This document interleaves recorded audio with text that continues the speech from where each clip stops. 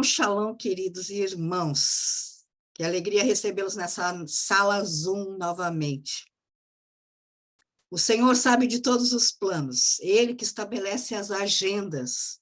Hoje não era para eu estar ministrando, mas aprove ao Senhor trazer esta agenda, trazer esse momento, trazer essa palavra ao meu coração.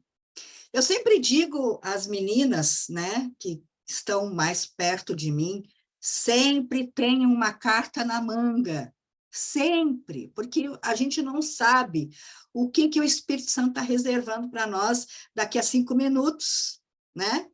Só que, apesar de ter uma carta na manga, o Espírito Santo disse, não é isso que eu quero que você traga, eu quero que você traga isso.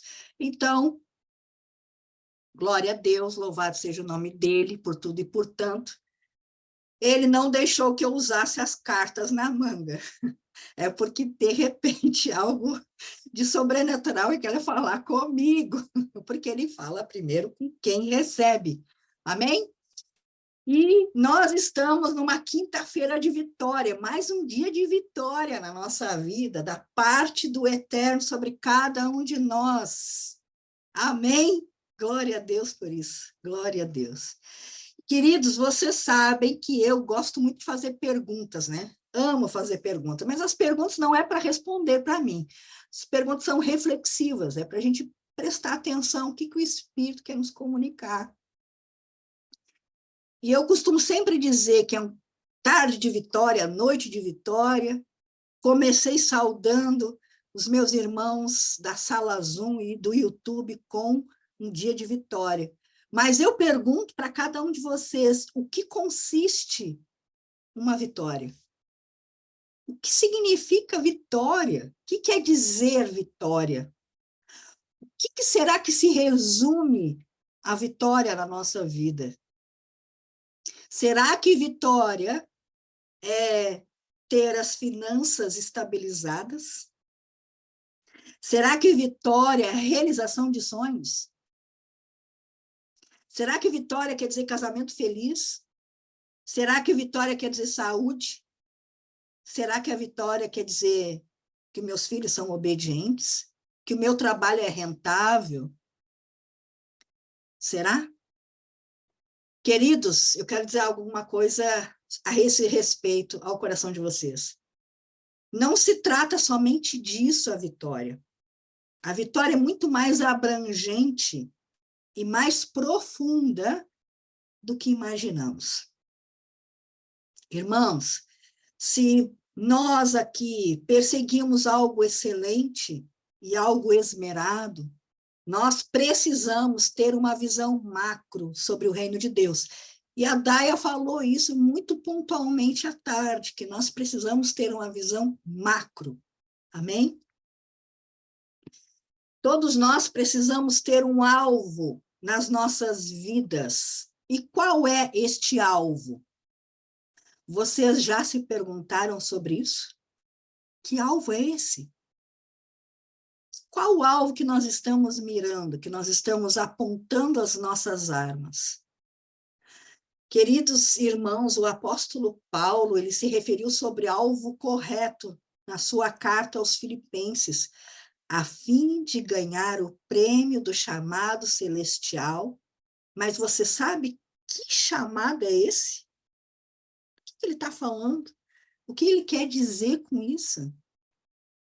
E nós estamos num trajeto, numa carreira, né? Mas qual é a carreira, qual é a corrida que nós estamos disputando? O apóstolo Paulo também estabelece o motivo dessa disputa, um fim apropriado para isso. E a gente sabe qual é? Já nos perguntamos qual é o objetivo? O que tem nos motivado a prosseguir no caminho, na vida, na verdade, que isso é Cristo. O que tem nos motivado, o que tem nos chamado a atenção para isso? Quais são as motivações do nosso coração de caminharmos, de estarmos nesse trajeto como filhos de Deus? E essas perguntas são para alinhar os nossos pensamentos, alinhar os nossos motivos. Amém? Meu nome é Fabiana Padilha e eu sou filha de um Deus todo-poderoso. Eu sou casada com Rony Padilha, nós temos 3 filhos e fazemos parte do Tropa de Elite de Jesus. Amém? Eu gostaria de pedir para vocês abrirem comigo a carta aos Romanos, do apóstolo Paulo, amém? No capítulo 8. Capítulo 8, e o versículo 37. Eu vou usar isso como um base, como um alicerce da ministração, daquilo que o Senhor comunicou ao meu coração para trazer para os irmãos, amém? E diz assim, ó, mas em todas estas coisas somos mais do que vencedores por aquele que nos amou. Amém? E eu tenho tido umas curiosidades diferentes, tá? Umas curiosidades que não tinham me acontecido ainda antes. Mas que bom, né? O Senhor ele vai renovando o nosso estoque de curiosidades, e glória a Deus por isso. E eu fui procurar a palavra vencedores no original, que o Novo Testamento foi escrito em grego. E atrás de cada palavra tem uma intenção, tem um propósito específico. E Paulo, quando usou essa palavra no grego, vencedores, ele quis dizer uma coisa X. E eu procurei, e essa palavra quer dizer, essa palavra em grego é hupirnakal. Hupirnikal, na verdade, que significa o quê? Significa ser mais que vencedor, alcançar uma vitória inigualável, uma vitória triunfante. Amém? Uma vitória triunfante. Olha que tremendo. Então, nós já temos isso guardados, protegidos, certos disso. Amém? Vão guardando isso aí no coração de vocês, viu, queridos? Só que esse capítulo não menciona nada sobre finanças. Não menciona nada sobre casamento. Não menciona nada sobre sonhos, não fala nada sobre filhos, não fala sobre trabalho, não fala sobre profissão, não fala sobre viagens, não fala nada disso. Amém? Outras coisas que está sendo tratado neste versículo, neste capítulo, aliás.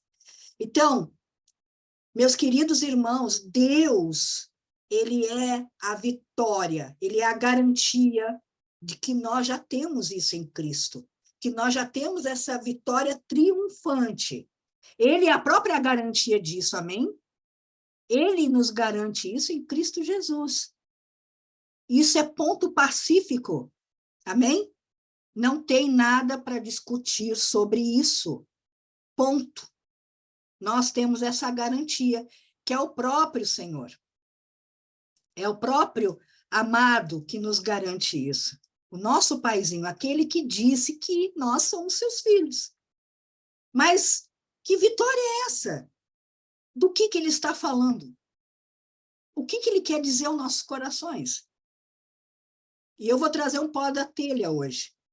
Por que eu vou trazer um pó da telha? Para alinhar o nosso coração e entender do que Paulo está falando. O que ele quer dizer com isso? E onde é que anda o nosso coração? Paulo, ele foi muito específico em vários assuntos, e esse não seria diferente, amém?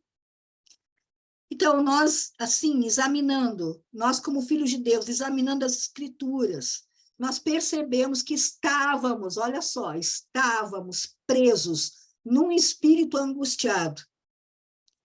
E nós, presos nesse espírito angustiado, estávamos vivendo sob uma dura servidão.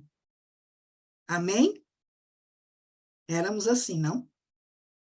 Mas por conta disso, queridos, por conta dessa dureza de estar escravizado, por conta desse espírito angustiado, nós não ouvíamos a voz de Deus, através daqueles que ele chamou para nos ajudar a sairmos da opressão de Satanás.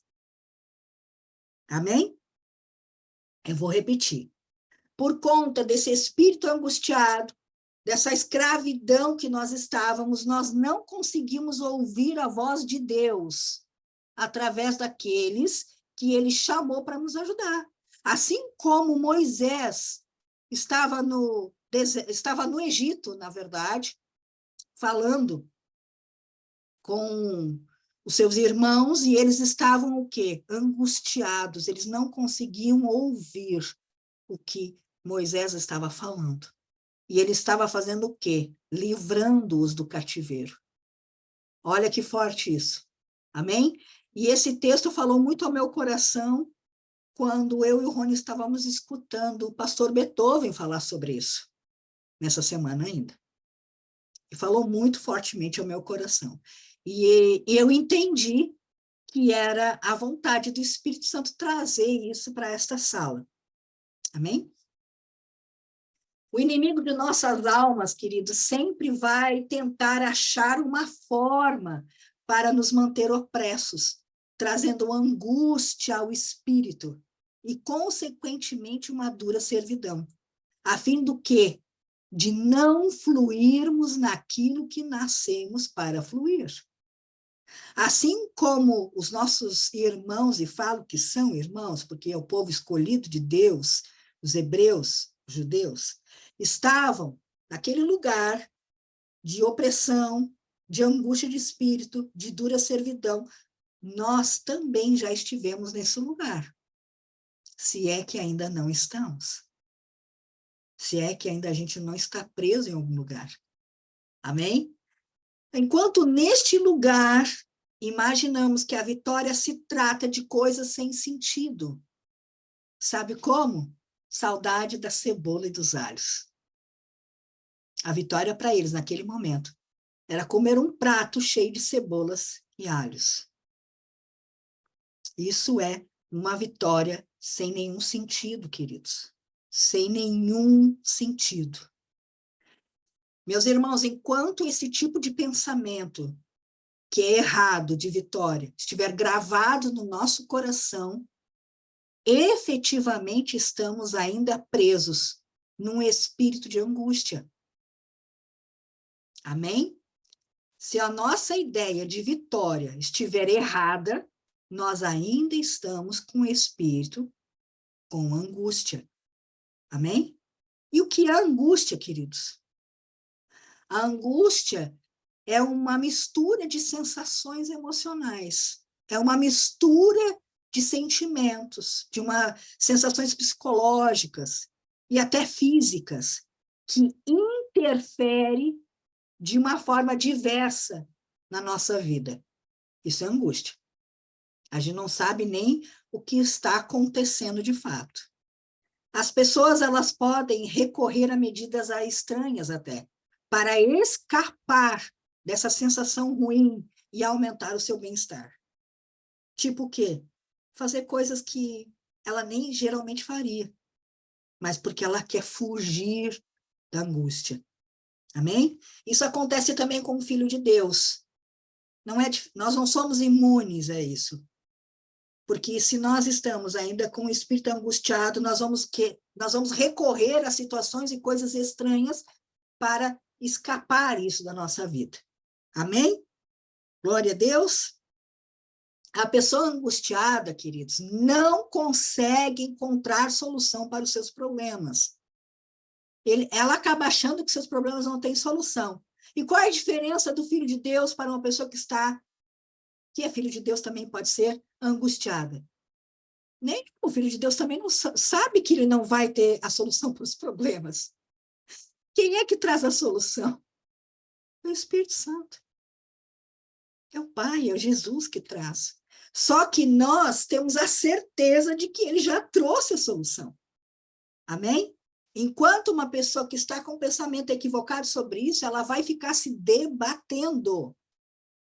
Ela vai ficar altamente angustiada. porque ela não espera em Deus. Amém? À luz do texto de Êxodo, nós percebemos que isto afeta grandemente os filhos de Deus. Amém? Porque se isso estava sobre o povo escolhido de Deus, porque eles sempre foram o povo escolhido de Deus, se ele estava sobre eles, também está sobre a igreja. E muito mais nesses dias atuais. Muito mais. Eu vou trazer uma lembrança. Pós-eleições, como é que ficou os filhos de Deus? Nervosos, angustiados, inseguros. Isso mostra o quê? Que não sabiam sobre a vitória que já estava sobre eles. Olha aí um engano, gente. Olha um engano. Então, queridos, quando isso acontece, e não acontece uma vez só, acontece várias vezes, isso acaba trazendo o quê? Uma surdez espiritual. Não escuta mais a voz de Deus através do líder. Não escuta mais.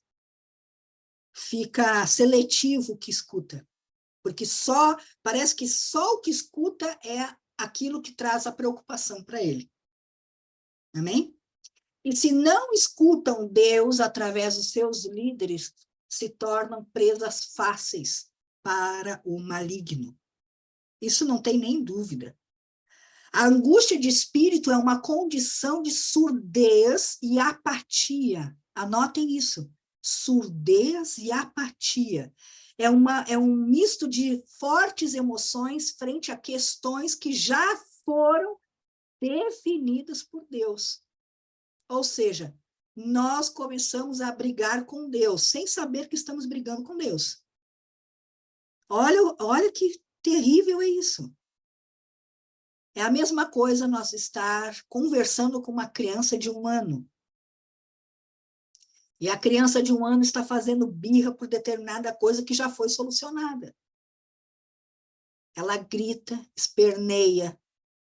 É assim que nós agimos quando nós estamos com o espírito angustiado. Nós esperneamos. E Deus, gentilmente e misericordiamente, está dizendo, filho, eu já resolvi isso aqui. Já está tudo pronto. Não fique nervoso. Queridos, Deus já resolveu o nosso fim.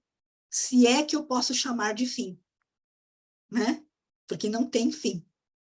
O fim que nós temos é passar a eternidade com Ele. Sem dor, sem choro, sem maldade. Gravem isso. O fim já foi resolvido. Nós iremos passar a eternidade com Ele. Sem lágrimas, sem dor, sem doença, sem nada que possa nos afetar. Isso está escrito sobre mim e sobre vocês. Amém? Então eu pergunto, o que é que pode estar trazendo angústia para o nosso espírito? Se não existe nada na nossa vida que o Senhor já não tenha resolvido. Você consegue dizer uma coisa que pode estar trazendo uma angústia? Meus irmãos, vamos olhar para os rastros que estão saindo dos nossos passos. Como é que tem sido esses rastros? De alguém angustiado que está se debatendo, que não tem escutado Deus através do seu líder? Ou são rastros de alguém que está certo de que está caminhando através das obras já concluídas? A marcha, queridos, é individual, como tem sido a nossa marcha. Como é que eu tenho demonstrado para o meu irmão que está atrás de mim, que está o meu espírito? Angustiado ou confiante no Senhor?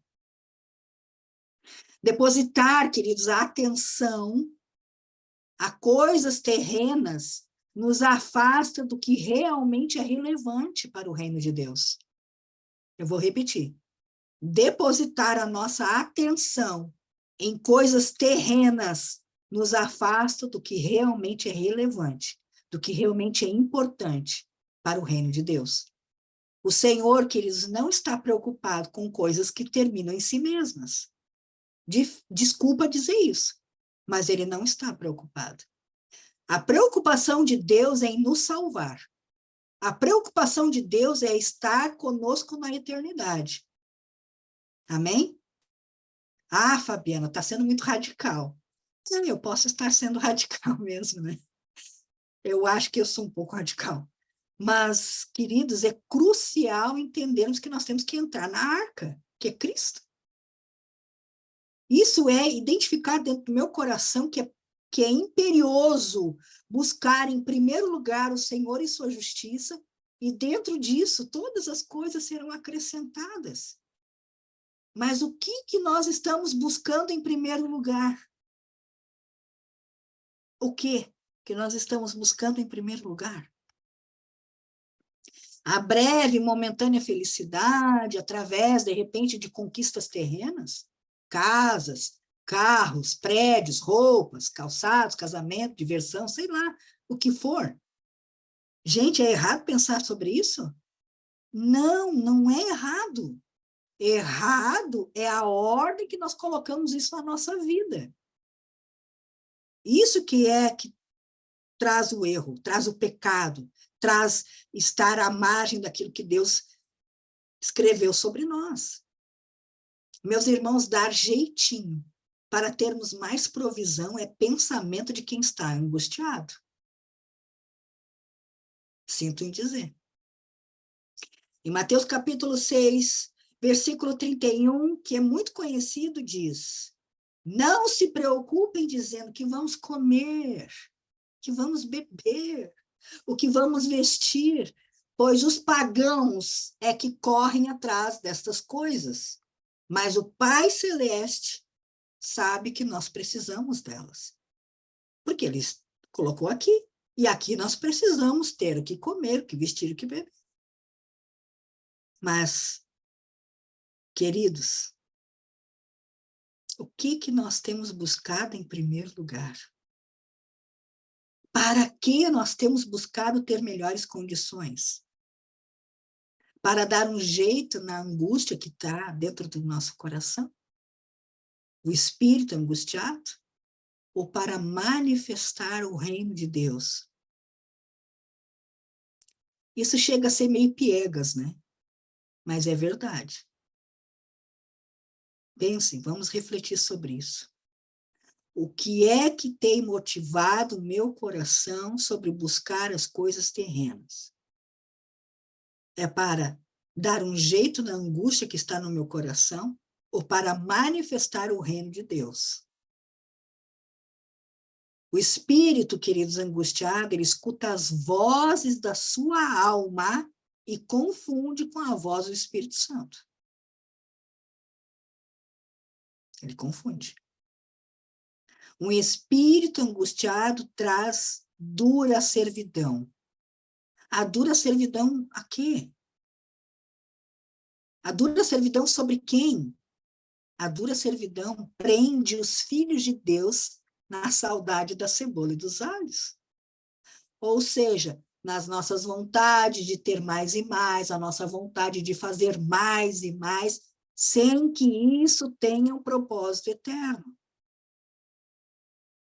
O espírito angustiado traz uma ideia errada sobre a vitória, e isso acaba sendo uma prisão sem cadeados. Mas como assim uma prisão sem cadeados?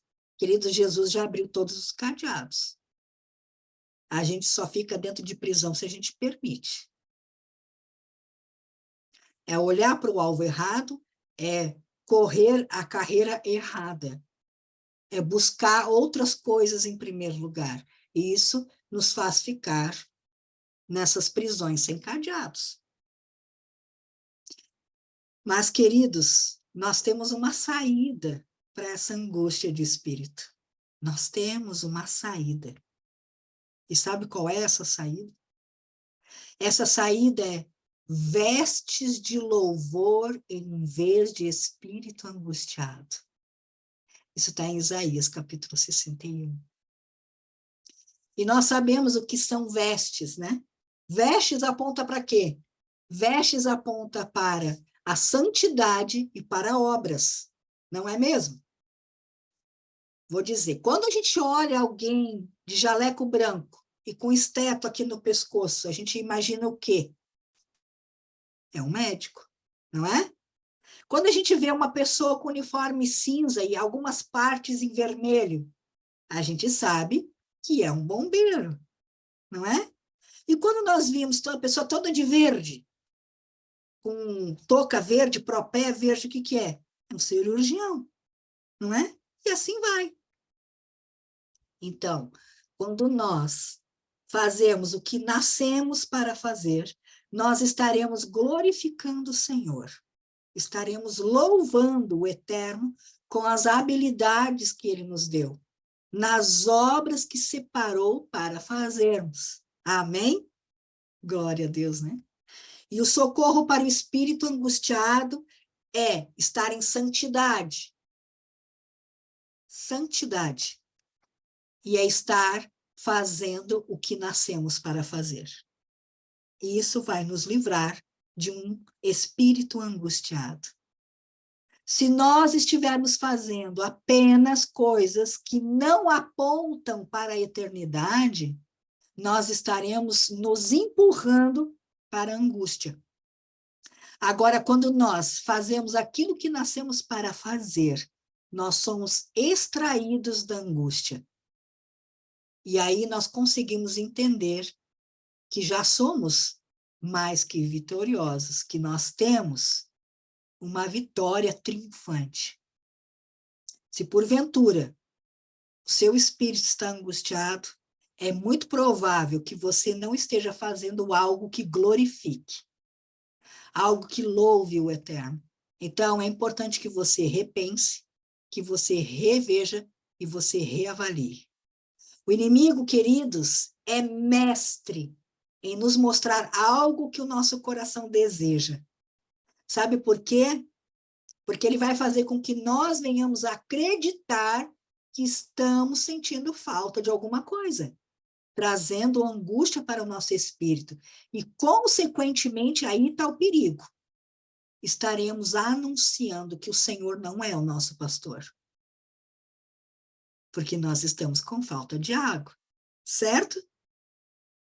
E aí nós cairemos numa teia de mentira e deixaremos de ouvir o Senhor, a voz dele, através dos nossos líderes. O Salmo 23 diz, o Senhor é meu pastor, eu não tenho falta de nada. Então, quando nós caímos na armadilha de Satanás, de que nós precisamos de alguma coisa, nós declaramos no mundo espiritual que ele não é o nosso Senhor. Olha o perigo disso. Mas, Fabiana, eu escuto pregações de líderes retos em Deus. Sim, que bênção! Ótimo, isso não é errado, não. Escutar o líder que Deus separou para você é importante também. Aliás, é de suma importância. Se seu líder diz para você fazer tal coisa e você não faz, você está à beira de estar com seu espírito angustiado. Cuidado. Em Provérbios, capítulo 21, versículo 31 diz, prepara-se o cavalo para o dia da batalha, mas é o Senhor que dá a vitória. Mas, entretanto, queridos, ele quer que a gente vá arrumar o cavalo e vá para a batalha. Ele quer que a gente faça algo. Ele não vai dar a vitória sem que a gente faça algo. É importante fazer algo. É importante. 1 Coríntios, capítulo 15, versículo 57 diz, mas graças a Deus que nos dá a vitória por meio do nosso Senhor Jesus Cristo. Olha aí, que tremendo. Ou seja, meus queridos irmãos, nós somos vitoriosos, pois Deus nos concedeu a vitória em Cristo. Então, não estejamos olhando para o lugar errado, gastando tempo em coisas que são finitas. que se exaurem em si mesmas. Vamos nos preocupar com coisas que façam a diferença no reino de Deus. Pois aquele que se deleita no Senhor, ele atenderá os desejos do seu coração. Exatamente o que está escrito em Mateus. Buscar o Senhor e a sua justiça em primeiro lugar, e as demais coisas serão acrescentadas. Vamos nos deleitar no Senhor. O que é deleitar? É sentir alegria, prazer nas coisas do Senhor, naquilo que Ele separou para a gente fazer. Então, meus irmãos, saindo da atmosfera da angústia do espírito e da dura servidão, nós veremos que não há nada que seremos perdedores, pois nada irá nos afastar do amor de Deus. Essa segurança e essa certeza é o combustível para nos impulsionar para o alvo correto. Será o fortalecimento preciso para disputarmos a carreira proposta, que é obedecer à ordenança de Jesus Cristo. E conforme foi dito à tarde, eu trago à noite, que é irmos fazer discípulos, batizando-os em nome do Pai, do Filho e do Espírito Santo. Se você tem alguma dúvida do que você tem que fazer, começa por ir fazer discípulos, batizando-os em nome do Pai, do Filho e do Espírito Santo, que ele vai te mostrar o que você tem que fazer. Aleluia! Essa é a grande comissão. Ei, a grande comissão, estejam atentos. Não se percam em coisas que terminam por si só. Não se percam gastando tempo em coisas que já foram resolvidas. O Senhor já nos deu a vitória. O Senhor sabe de tudo que precisamos. Amém? Então, queridos, se nós não estivermos fazendo o que nascemos para fazer, com o coração correto, nós estaremos correndo atrás do vento. Olha que forte isso, correndo atrás do vento. E quando nós nos apresentarmos para Jesus, o que nós vamos apresentar para ele? Carros, casas, viagens, likes, sucessos, conta bancária, família abarrotada de coisas? Ou nós vamos apresentar obras? Olha, Senhor, eu fiz isso, eu orei, eu mostrei Jesus, eu discipulei, eu ajudei, eu não queria ajudar, Senhor, porque a pessoa era bem difícil, mas eu insisti, eu perseverei. O que nós vamos apresentar para o Senhor Jesus? Meus irmãos, não vamos pensar que já temos alcançado a perfeição. Nós temos que esquecer das coisas que ficaram para trás. Eu já estou encerrando. Vamos avançar para todas as coisas que estão adiante de nós. Vamos prosseguir para o alvo, a fim de ganhar o prêmio chamado celestial de Deus em Cristo Jesus. Pois nós temos a certeza absoluta de que somos mais do que vencedores por aquele que nos amou, e nada poderá mudar isso. Amém? E glória a Deus. Era essa a palavra que o Espírito Santo de Deus trouxe ao meu coração para comunicar aos irmãos nessa noite.